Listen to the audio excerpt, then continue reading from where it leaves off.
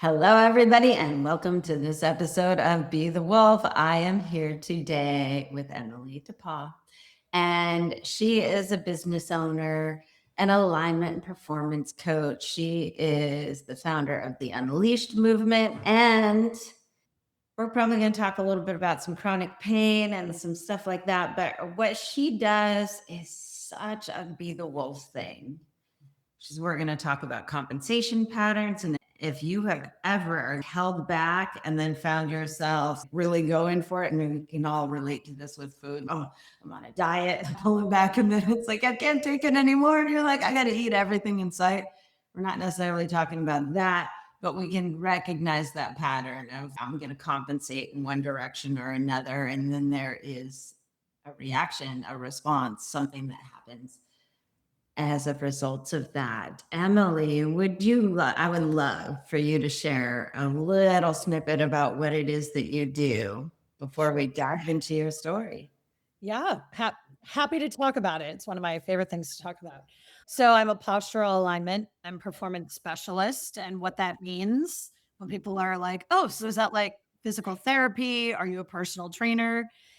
My answer is yes, but not in the way you might think. So, I have for 14 years helped people resolve chronic pain, rehab in from injuries, and perform better as a result of addressing the alignment of your whole body versus just the side of your limitation. And it is amazing how what can keep us stuck is just focusing on the side of the symptom. And we think we're doing the right thing by doing that, but the symptom is a signal that there is a dysfunction somewhere else, which has forced the rest of your body to have to compensate. And the biggest thing, and we'll come back to it, but I'm going to plant the seed that a lot of our conditions, symptoms, and limitations are not actually the problem. It's a signal that there is a root problem somewhere else, and your symptom is merely a compensation. So I help people through corrective exercise, and we get to the root of the issue for your individual body. And that's how we create a very focused, efficient path to freedom, actually. So, yes. Yes, and freedom to movement. This is something people don't usually talk about when it comes to movement and health and whatnot. The more free you are in your body, it's a sign of how free you are in your life. Oh, Because, yeah. and I don't know if you agree with me, but in my experience, the more of the emotional stuff I have healed and cleared, the more my body has changed shape and unwound a lot of those compensation patterns. You said something that really stuck with me just now, and it was like the pain is over here, but sometimes we have to go somewhere else to deal with the problem. And I remember for years, I would go see massage therapists and I'd be like, I have this pain over here on my right side, and they'd be working on my left side. I'm like, why are you working on my left side? Because and then I finally learned usually the root of the pain is not where the pain actually is. And if you just work on where the pain is, that it'll come back. And I know this in the emotional work that I do with people. I know this in working with business owners, especially. Oh, I just have to change my strategy, my business strategy, and I'm gonna switch to this strategy because this one's not working. And 6 months later, you're in the exact same In the same position. place. Yes. So it's this is a really important thing to talk about because everybody can relate to it in the body, and it shows up everywhere. Yes. It's a theme. It's a theme that's pretty universal across all categories in your life. If you've done mental therapy or talk therapy, EMDR, any sort of therapy modality, you'll notice usually we trace things back to what the original wounding is. We think the problem is the problem. We think that these frustrating interactions with our boss is the problem, but it's a signal of it's kicking up something in you that comes from probably before or a belief system or whatever it is. That's an example. Or your all of your habits, financial situations, belief systems, we don't realize how much we're actually accommodating and Yeah. Okay, so you have a story that led you to becoming the business owner that you are today. yes. Let's start at the beginning. Sure. So I felt it important to share this because there's a theme in this that is very much like two truths can be, or two things can be true at the same time. And that I noticed that was a theme over the last few years. So we'll start with when I became certified as a postural alignment specialist. I was a physical therapist aide at the time, and I was feeling a little unsatisfied and frustrated with after I would work with patients and do the exercises that the doctor would administer or say they need to do this protocol.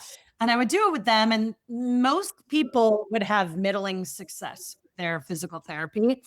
And I didn't understand why, especially when I'm like, this is medically researched and this is the protocol. And why is it that this doesn't seem to be super effective? Whether it's like after a knee surgery, strengthen the quad, the hamstring, the calf, or like back pain, core exercises, whatever. So I didn't quite know what the missing link was. The universe seemed to guide me to meeting a person who told me about postural alignment therapy. I end up going to the clinic as a guest just to learn about this. I get an assessment on my postural alignment. I've been a dancer since I was 4, and I was noticing that I had a good side and a bad side. I didn't trust starting from age 10. Ooh, And yeah, age 10, I was like, yeah. I'm really, for a second here, I'm really curious. What had you interested in getting into helping with the body? yeah, I'm hearing that you're a dancer, and then you were obviously, before you got into the postural alignment, there was an interest in helping people feel better in the body. How did that start for you? yeah, I would love to sound really I would love to say I've just always had an interest in helping people feel better. I didn't actually develop that desire until my late 20s. Before that, I wanted to be a pro dancer, and then for to make money consistently, I was like, I'm good with the body. I understand how it works and I need to make money. So I'm going to be a trainer. I'm going to be a PT. Oh, sorry. I'm going to be a trainer. And then this is when it started to change is as I matured, I became more of a critical thinker. And then as I was working with my clients at the gym, I felt like I wanted to help people if they came in and they were like, my back's hurting, so I can't squat today. I noticed that I was like, oh, I could help them. I wish I could help them with their back so that they could being like, I don't know why your back hurts. We're just gonna sidestep any exercises that trigger it. So it was toward my mid to late 20s when through the experience of working with people at a gym, I realized how much I was caring for the people I was working with, and Yeah. to be I wanted to be more useful. And then but I never even thought about myself and my limitations and my chronic ankle sprains and my SI joint pain because I was still pretty mobile and athletic and agile and young. So I was able, your body's more forgiving. I didn't end up solving my own stuff until I sought more information and education on how to help other people. And that really came from my personal training clients coming in with issues that I didn't know how to solve. And what's really interesting because I see this a lot is we see in other people and it bothers us that we have problems with ourselves. And we may not be aware of those problems. Like you said, you're pretty young, you're still pretty agile, but you've had these like things.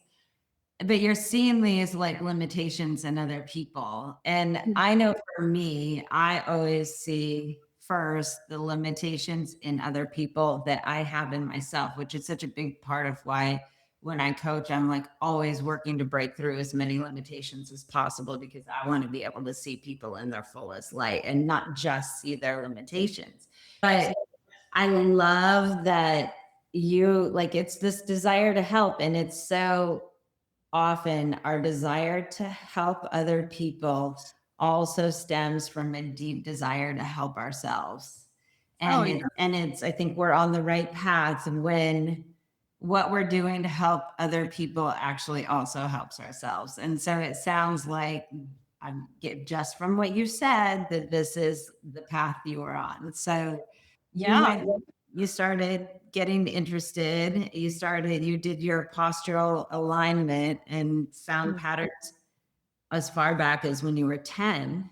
Tell us more. Oh, yeah. As far back as and it was when I was 28 that then I was like, "Oh, okay, so I keep spraining my left ankle, not because I keep spraining it," which was a that was like a cycle explanation where it's like, since you've sprained it, it's weaker, so you're more susceptible to spraining it again.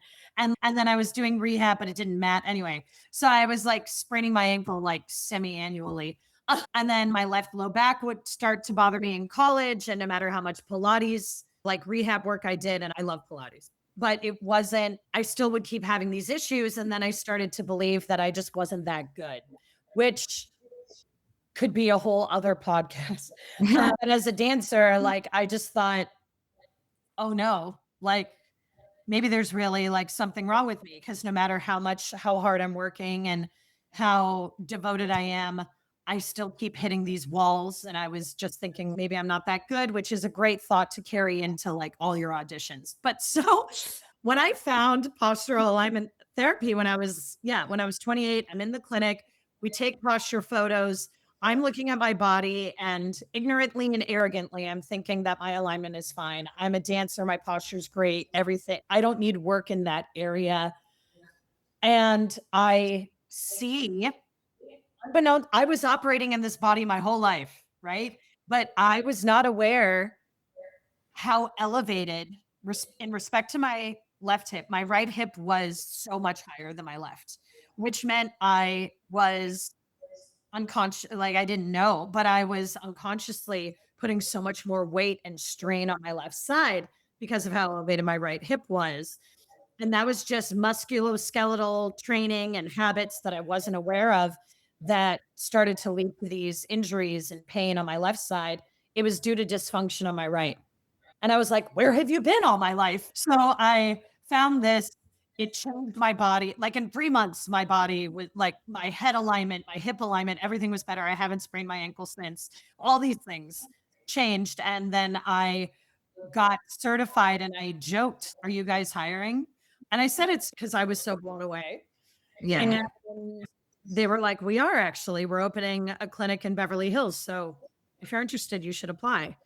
And I was like, oh, so I did. And I interviewed. I got the job. This really felt like the universe had its hand like on my back. Yeah. So Tell me, those moments are so good because yeah. you said it half joking, but there was a reason you said it because you had this spark of inspiration. Why for you was it half joking? Was it like, yeah, tell me why you said it in a joking manner instead of just like straight out like, hey, are you hired? I think because the visit was really like casual. I came in with a friend who told me I should check this out. And I knew nothing about the company. And so, and I also, if we're, that's an interesting question. To go deeper, I know that I had, similar to the I'm not that good, the thing that feels great that I would really love to do, it probably isn't available to me. So it was, I probably won't be able to do this. I'll have to settle for something that I don't quite want, do you know? And so I think I just was like, huh, I don't want to even seem that interested because I don't want to be that disappointed. But then it all came to fruition rapidly, I would say, actually. And I think you're not alone. A lot of people, I asked that question because I know a lot of people will be like, oh, yeah, it'd be great if I could do this in front of the person that could make it happen. And then But you did the thing that a lot of people don't do. And when they said, actually, yes. And then you followed through. So a lot of people at that point will pull back and be Yeah. like, just for that thing, oh, I can't actually have the thing that I want because history has told me that I don't get what I want. Or Yes. there's consequences if I actually get what I want, or whatever the story is that you've been living with. And so, thank you for sharing that with me. So, you jump in, and I'm curious too. So, in 3 months, your body adjusted and really started to feel better. And obviously, you weren't spraining your ankles, but what were the things that you noticed beyond just feeling more physically free? Oh, I'm so glad you asked that. Thank you for asking that. As I'm getting certified and trained in the process, I'm doing my own exercises. So the most important thing, first things first, you want to make a change, you have to show up for yourself. So I was consistent. I did the exercises every day. I was changing my own body in real time.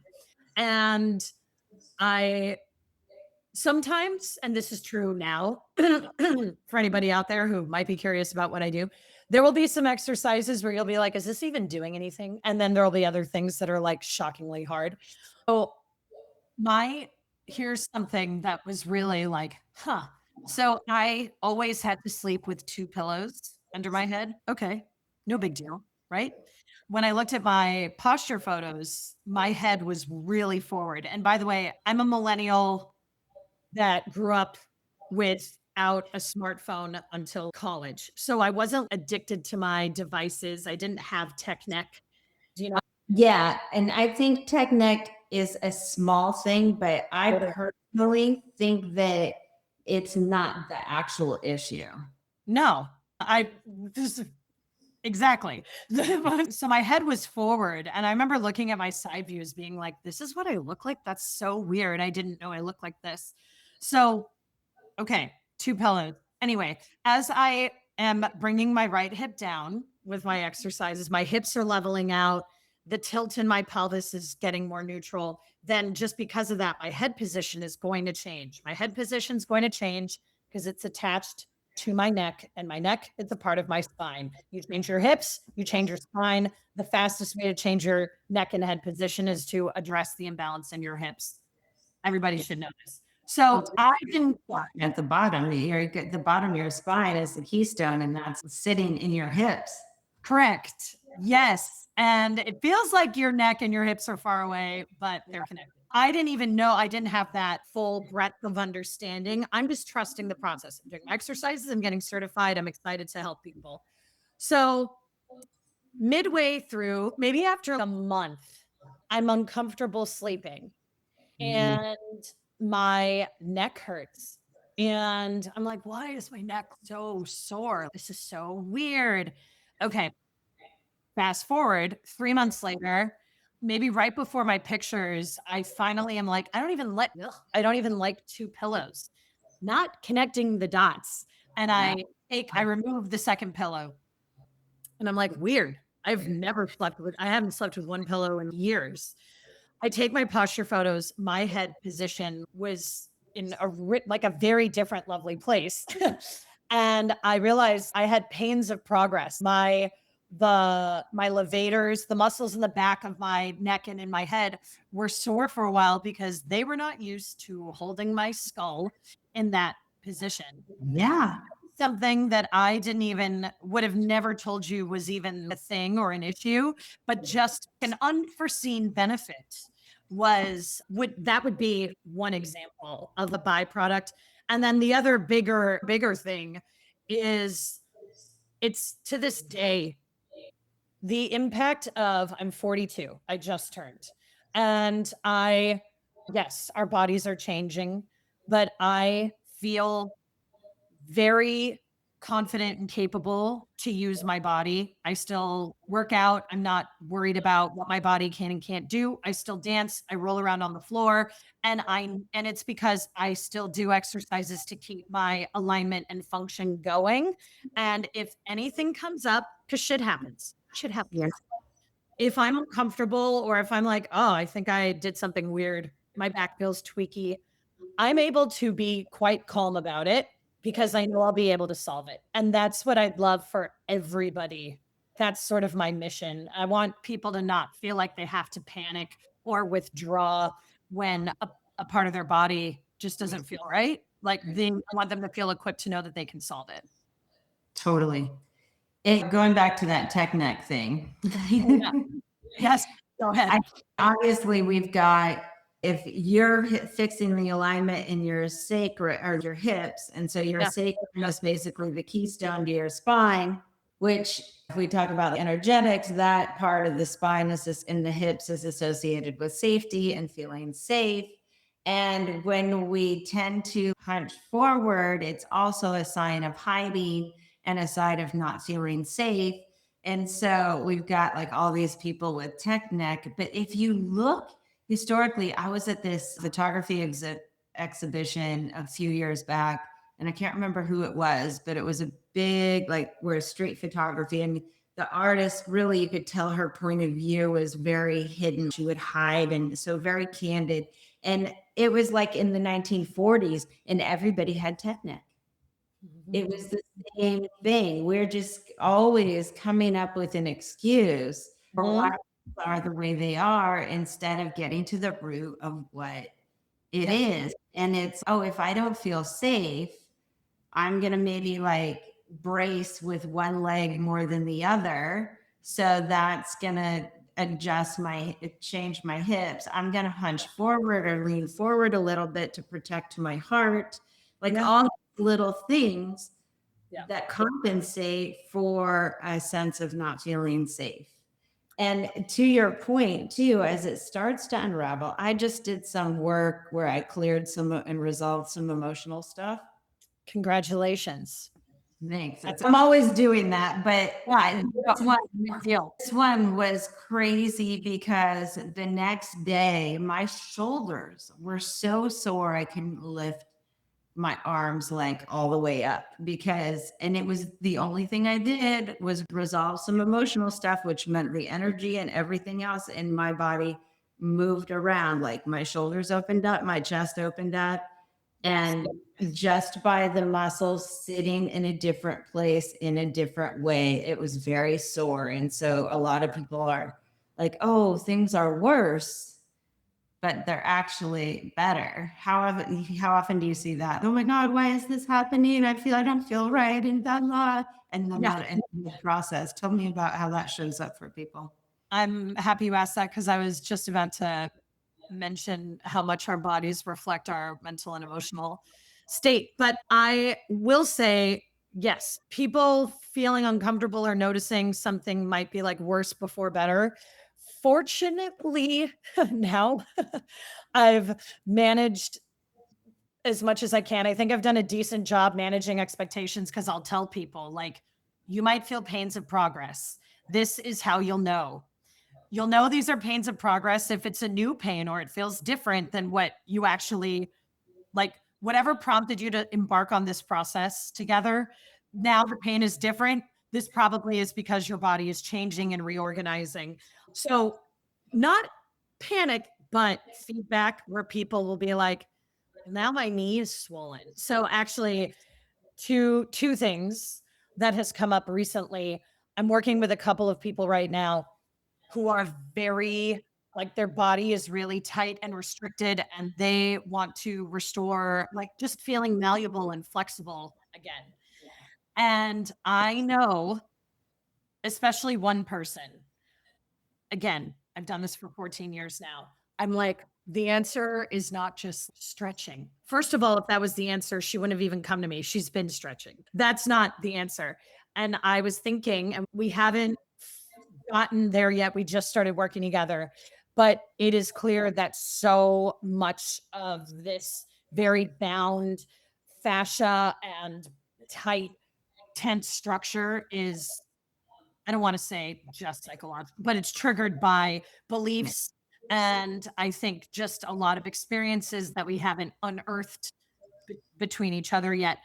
And there's a symbiotic relationship where as people feel safe to change the position of their body. Some people might experience resistance also.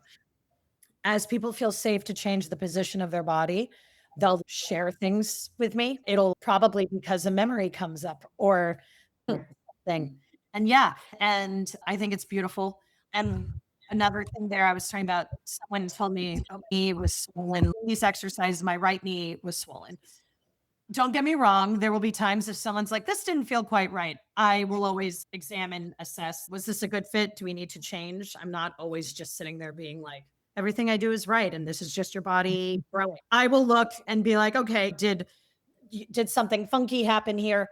But the person whose knee swelled, she was carrying so much torque and torsion in her knee joint. Her hip was rotated one way, her shins rotated the opposite way, her foot flares out. She was having all of these counter rotations on this leg upon which Yeah. she stands. And it was already torqued. So Yeah. trying to correct it, relatively speaking, we're twisting it the other way to correct it.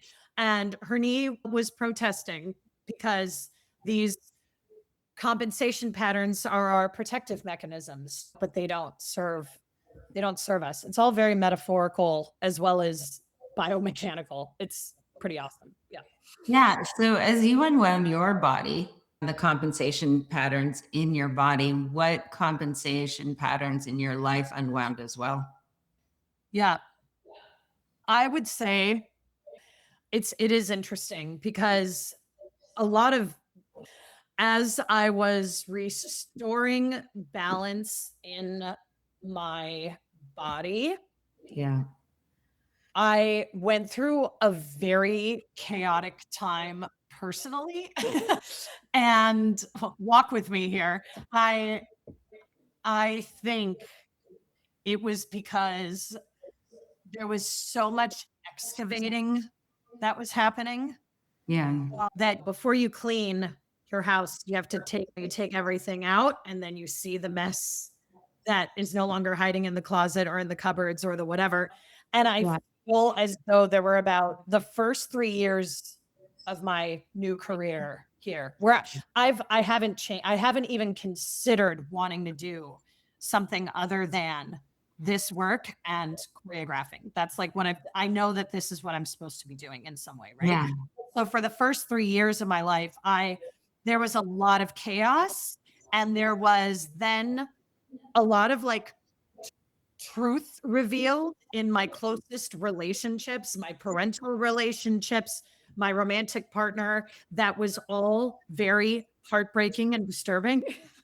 And deep, deep down, I knew something was wrong for much of my life, but I wasn't, I don't want to say valid. It was like people didn't want me to know. Do you know? Yeah. But your gut knows. But then I stopped trusting my gut.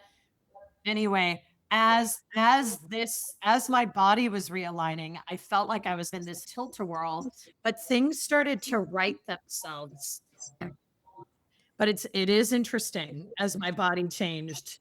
It was like shaking a snow globe, but it was revealing a lot of things that I was like, now this all makes sense. Does that Yeah. And this is really important, I think, for people to understand because I think someone might hear this and be like, "Oh my god, I don't want to like yeah, get in alignment and lose all of this stuff and have everything turned up and that's so fucking scary and da da da." And the thing is, people typically change when the pain of staying the same becomes greater than the pain of change. And yeah. what we do it in our body and we do it everywhere because everything is connected. Every thought you have affects every cell in your body. So it's Mhm. like if there's something going on in the relationship that's not quite right, but you're like, that part of me that likes to speak up doesn't really want to do this in the face of this because maybe I might lose something and I don't want to lose something. So I'm just going to stuff it down and pretend I don't see it. I'm going to hide it from myself. And then your body twists just a little bit. And then something else happens and it twists a little more because in order to keep up with I'm going to say the things, in order to hide the things that you see from yourself, you have to create an imbalance for you to not trust your own feelings and alignment and truth detectors. So, the easiest way to get everything out of balance is to tweak the body. And so, Yep. like I said, Makes you I turn opened up. away. Yeah, it's Right. like I'm going to turn away, I'm going to twist. Which way do you typically twist? And so many people are so concerned with it's just the body, but it's all connected. And so what you do, because you really do help people realign their body, is you help them realign their whole lives. That is the ripple effect of what you do. And that's a beautiful thing. And it's if the physical pain is enough, people will go for it. But there are people who are like, I just want everything to be good. Yeah. And then your life, there's this, and this is one prong of how this work can impact you. But when you empower yourself to figure out, okay, why am I feeling, let's just keep it, we'll actually start with just physical. Yeah. Why am I feeling, why is it that whenever I run more than 3 miles, my back bothers me? Like whenever I try to run further. So now you like don't think you can run further without pain, right? Okay. So we work together, we figure out the imbalances. Great. And then they are like, oh, I was able to run 5 miles and I only had a little low back pain, but I ran 2 more miles, right? And then it builds. Even that, even if you don't feel, I had a lot of things. I had to have a few seismic events in my life to unearth stuff. But in these cases, think of how expansive that is for you to have basically you had a low ceiling and then you were able to just you were able to burst through that ceiling with what your capability is, which then makes you translate that belief into so many other things that you might think aren't for you or that you can't do. And that does change your life. And I think the best this is not a hot take. Earned dopamine is so powerful, and being proud of yourself, like no one can take that from you. So it's a really cool feeling when you know you've shown up for yourself, you got yourself there, and you doing the work is the reason you were able to get to this next level, whatever that level is for you. Yeah. And when you have pain, whether it's physical, emotional, or whatever, and you start showing up for yourself and doing something different, one of the biggest things, I think one of the first parts of the selves that people stuff down and repress is the part of you that takes care of you first. And Mhm. so it's like there's always something else that has to be taken care of Oh ahead yeah. of taking care of you. So there's this point the body will knock and then it'll bang and then Yes. it'll bowl you over and knock you out. It's going to Yeah. happen little by little. And the more you are willing to listen to yourself, the less pain you'll be in. Yeah. But that piece of inviting the part of you that takes care of yourself back into the picture and Yeah. reclaiming that. And that's a hard for a lot of people. And sometimes it does take getting cancer, getting to the point where you can barely walk, where like all of these things. And then you'll invite that part back. And the key is after you get the realignment and after, as long as you keep it up, you have transformed not just your body, but your entire life. Yes. And you've elevated your standard because then your threshold for tolerating a level of like pain, I don't mean discomfort like growth discomfort, but your threshold for tolerating something that doesn't feel right, your Yeah. threshold is lower and that means your standards are higher and yeah. Yeah. So even after all of that personal stuff got unearthed, and at the time it was like painful and not comfortable and messy, I'm going to guess that your personal life is way better than it was before. Oh, my inner world only improved in the last 10 years. My inner world has my personal being has only actually not without, I'm not trying to say I've had 10 years with no friction and no heartbreak, but Your no. human would be growing if that was the case. Yeah, that So would be so strange. But no, just like a totally upgraded version, a new level of challenges, but that I'm very, very much a different being than I was. And It's interesting because so I've done this work for 14 years, but I was with a company for 9 of them.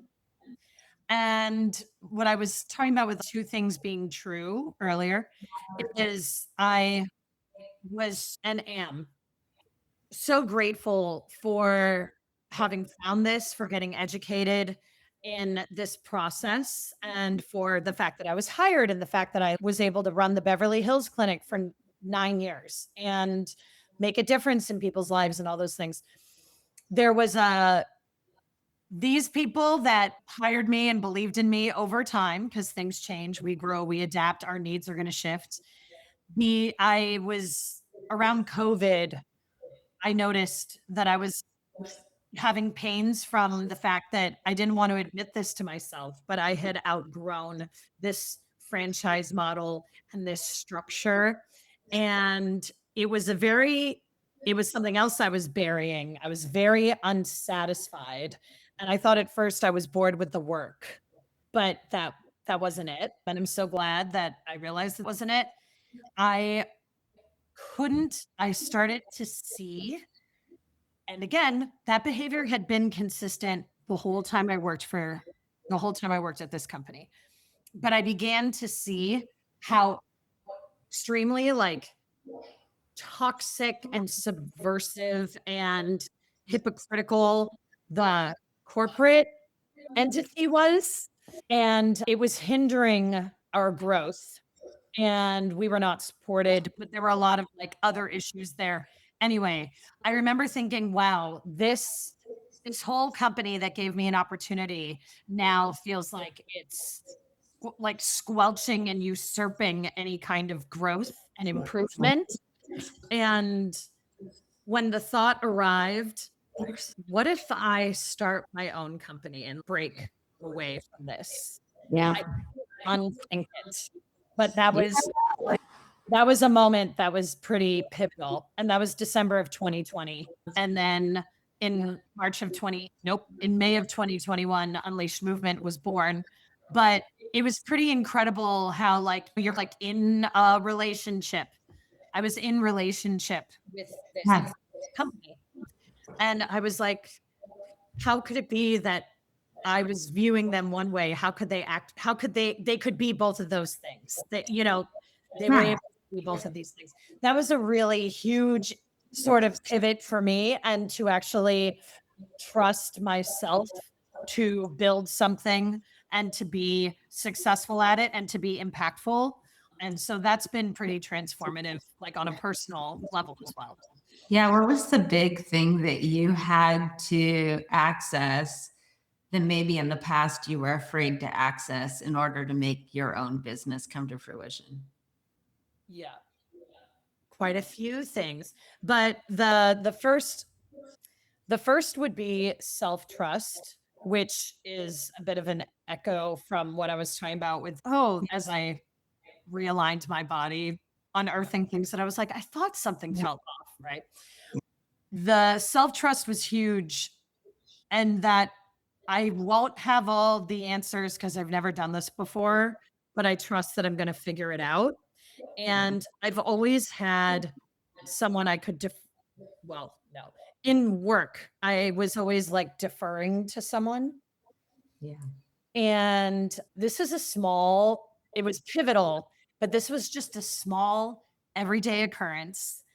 We were in a team meeting and I was feeling frustrated about, I'm like, why this is just is am I frustrated because it's COVID and everything's hard? But we were in a team meeting and the head of everything wanted each clinic location to implement a system. And at the time, because of our client load and everything else, I wasn't prioritizing implementing the system, and I wasn't entirely convinced that it was going to make that much of a difference. And I was just thinking about energy, time, and bandwidth. And I had decided not to prioritize implementing the system for our location at this time. And I would later. Anyway, I was met with quite a bit of attitude about that, quite a bit.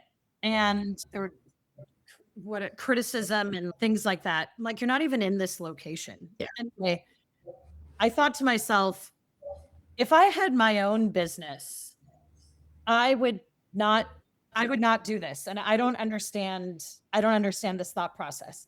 However, I was co-owner of this location, so there was this illusion of feeling like you have your own business, but I had no creative control. I had no ability to make the final call, and even when I made a call for our location, for the sake of time, energy, just not I'm not choosing to prioritize this right now.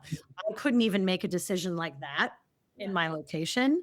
And I was like, Emily, you don't have your own business, but wouldn't it be great if you did? And I was like, I don't know. And I was like, wait, where did this thought come from? I don't know. I wouldn't know what to do. So I kind of sat for a month being like, you wouldn't even know what to do. And then I was like, that's not true. Because right now you seem to be making decisions that are working. Just people don't like that they're different from the decisions they want you to make. Yeah. So that was like a really big moment where I was choosing to listen to myself. And it's like what I'm seeing and witnessing is during that time that you were under the illusion of running your own business, is that you learned that your decision making was right. And historically, I'm going to guess you probably had a lot of stories in your head, and correct me if I'm wrong. I'm just going to take a guess of people telling you that's not the right way, that you need to do it this way. And so you began to doubt yourself, your own instincts. And so during this time of running this business, you started to get more in touch with your instincts. That started Yeah. to come back. And then finally, there becomes a point when it's like, wait, I trust my instinct that this is what's right for the business, but these people are second guessing me. And now finally, you've reclaimed enough of that part of you that knows what to do. Yeah. And then it's okay, now I can take the next step because I have this part of me back. And now I can expand my life to match the more expansive version of me. Very Oh, cool. yeah. Yeah. And thank you. And you're dead on. And yeah. And it kicked up. It then that was, of course, starting my company was another seismic Yeah. shift. And then you see the people who are in your corner who really believe in you. And then you Yeah. see the people who maybe were feeding all the doubt within you. And the people, you learn a lot by people's reactions when you're like, I'm going to do this big bold thing. And when you step more into who you are, it's like people are either going to be inspired by it or they're going to hate it. If they're Yeah. inspired by it, it's because, hey, I want that too.